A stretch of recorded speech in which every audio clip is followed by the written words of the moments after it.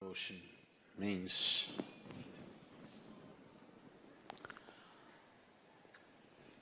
a tool to demolish yourself.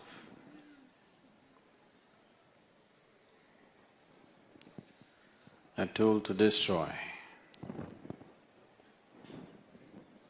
your intentions, your visions, your dreams, so that you become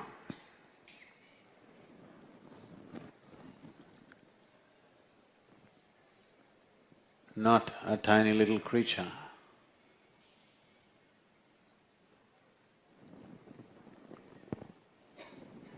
so that you become a nameless little creature in this cosmos, but you become the very hand of the Divine.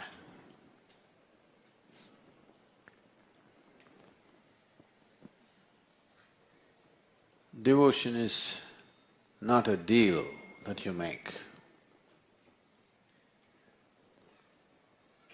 Too much deal-making is happening in the name of devotion.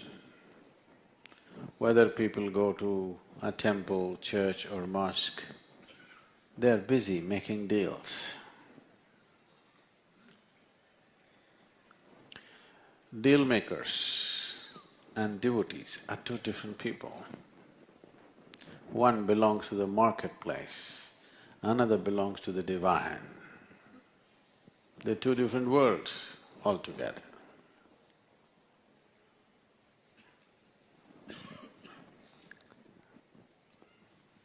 You need to understand this. The moment you sit down to make a deal, it is the dharma of a deal that you should do your best to be smarter than the other. No? You don't want to make a dumb deal, do you want to? When you sit down to make a deal, you want to be smarter than the other. If you take this attitude with the Divine, you have lost before you start. You sit with the existence like this, you sit with your guru like this, you lost even before you started. You don't have to run the race, you anyway lost. You cannot win.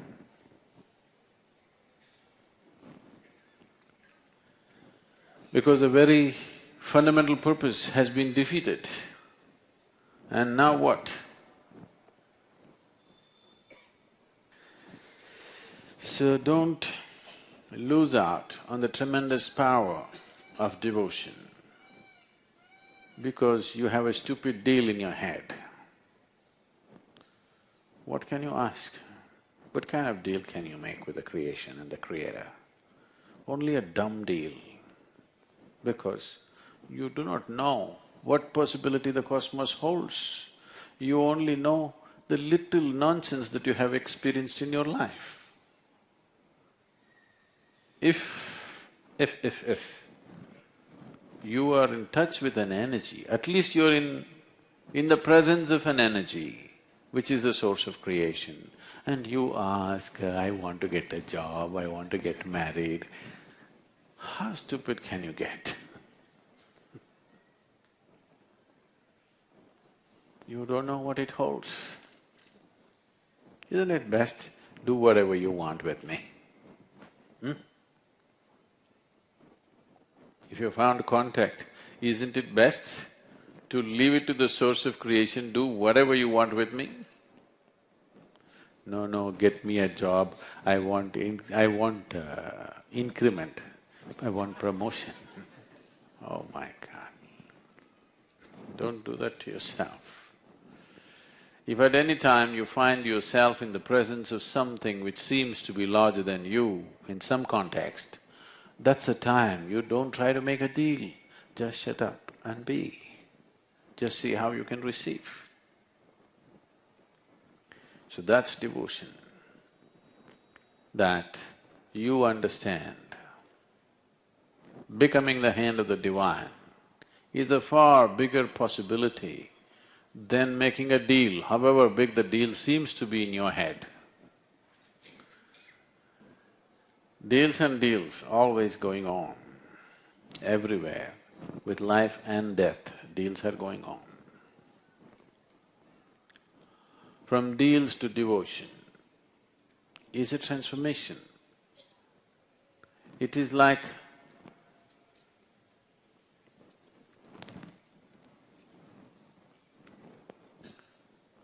if I give you filth, will you give me something fragrant and wonderful? No. If I give you filth, you will want to give me more filth. But please see how the creation functions. If you give this tree filth, it'll give you flowers, isn't it? This is the way of the divine. If you really become a devotee, you become the hand of the divine, and that's how it will be. Whatever is thrown at you is nourishing. Whatever comes your way is wonderful for you because whatever comes, you know how to transform it into something beautiful. That's devotion. Deal means you want to get the flowers, you want to give the filth to somebody else. If you do that deal, after that, you will get excluded, isn't it? You will get excluded from any group of people, or ultimately you will get excluded from the way the creation is happening. When we say yoga, we are talking about a union. A union means that you don't exist here as a creature by yourself. You exist here as part of the divine. You exist here as part of the creation and the creator, that you become one with everything, that you are not one little crawly creature who goes around doing its own thing. But the whole idea, the juvenile idea of freedom is you want to do your own thing, isn't it? So this you need to understand. A wrong idea, a wrong emotion can cause much more pain and much more destruction than a bullet or a bomb or poison for that matter. A wrong idea, a wrong attitude, a wrong emotion can cause much, much more damage than poison. So this is why asatoma sadgamaya, asatoma… Sadhguru, already I said it. No, you must tell it every moment of your life. Every moment of your life, this is the journey, that you're moving from untruth to truth. Otherwise, what is not true can be made to look true in your mind. Once you make untruth into truth in your mind, then that untruth will poison the very way you exist. Then you wonder why suffering is coming in search of you. Well, it's bound to. How else will it? If it doesn't come, that means my life has failed. Suffering must come if you're doing the wrong things, isn't it? Someone very carefully went up the tree. Another fool tried to run up and fell down. If nothing happens to him, the one who has the skill to climb up is a fool, isn't it? Yes or no? No? It is so, isn't it? One who has paid attention, one who has taken care to acquire the necessary skill to do something in a proper way, if him and a fool who has not paid any attention to anything happens the same way, then the man who paid attention to all these things is a fool, isn't it? So, I am not really against suffering. It's my wish that you should not suffer. But if you're stupid and you want to do idiotic things to yourself, you must suffer, because only if suffering comes you will stop doing stupid things. Suppose, do you see, suppose you have a wound which is drying up, you want to… Huh? Pandringdani? Pandringdani? Huh?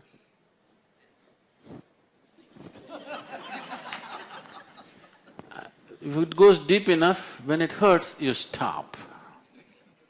Suppose it did not hurt, you would pull out your intestines. Yes? Do not underestimate yourself. If there was really no pain in your body, as you sit in the satsang, you know, like how you blow chewing gum, you blow your lungs out to show me how big a lungs you got. Yes, you would do. Do not underestimate yourself. Do not underestimate your own stupidity. If somebody is doing something else to make your impression, you'll take your intestines and… Because if you as much as touch it with a pin, it hurts so badly.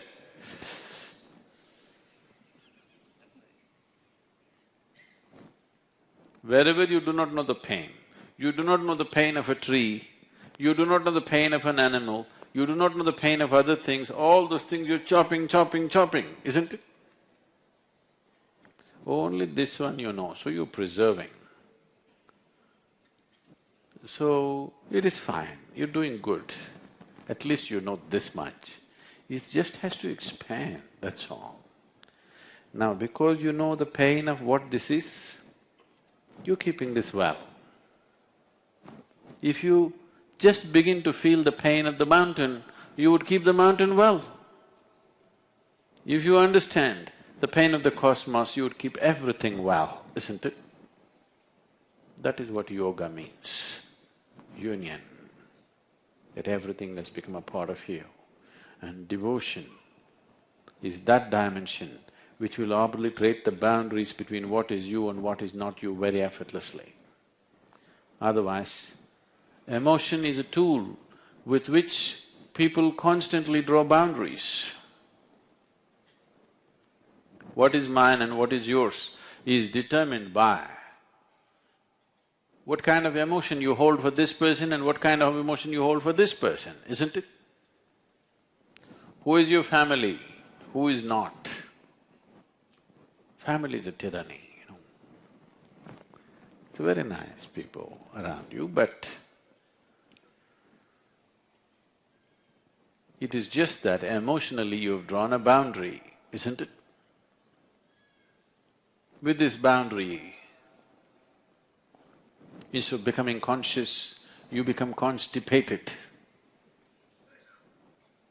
When you become constipated, it means you're just full of shit. That's what it means. Instead of being full of Shiva, full of shit. That's what has happened, because you're constipated. If your consciousness was wide open, then you wouldn't be using your mind and emotion to draw boundaries, you would be using it to unite everything. See, your emotion is a way of making somebody who is here, who is not a part of you right now, a part of yourself, isn't it so? Is it a tool for unity or is it a tool for division? It is a tool for uniting, but right now you're using it as a tool to divide. So devotion means getting your emotion to that level of maturity where everything unites. If this doesn't happen, it would be better if you had no emotion and you went around like a stick. Yes? If you're using your emotion to divide the existence, not to unite it, better without emotions.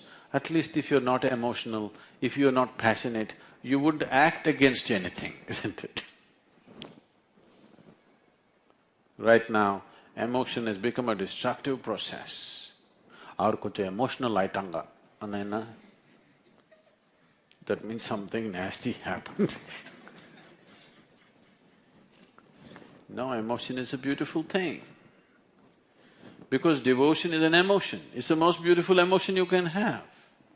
Bliss is there, ecstasy is an emotion. If the necessary emotion is not there, the chemistry in you will never become ecstatic. The chemistry, the detonation, you know what's an explosive? Yes, you must know because bombs are so much a part of our life today. You must know what's an explosive. There are two aspects to an explosive. There are different kinds of explosives. I will not go into the details because I don't want you to learn bomb making. There is an explosive material, but by itself it cannot go off. It needs a detonator. A detonator either can be lit like your Deepavali thing, you light it and it goes boom, or it could be electrically charged with a battery or something else. But it needs a detonator is something which sparks. Without that inside spark, this explosive material is no use, simply it sits there like mud. But with that little spark, it will go boom. So, emotion or devotion is that spark which can fire human chemistry and human energy to a certain level where it's an explosive, where it's an explosion of ecstasy within you. If this spark is not given, everything is there but it sits like a pack of earth.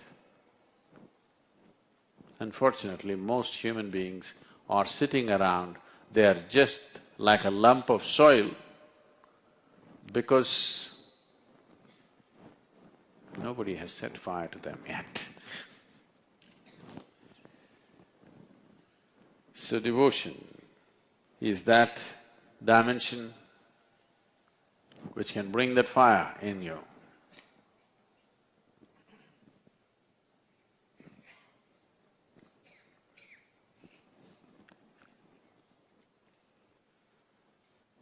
Where the very dimension of who you are can be dramatically altered within moments. Anything else you have to work at it. This is not like that. If it gets on, it will change you, it will transform you in a few moments. Nothing quicker than devotion. There is no path which is quicker than devotion. It delivers you right there.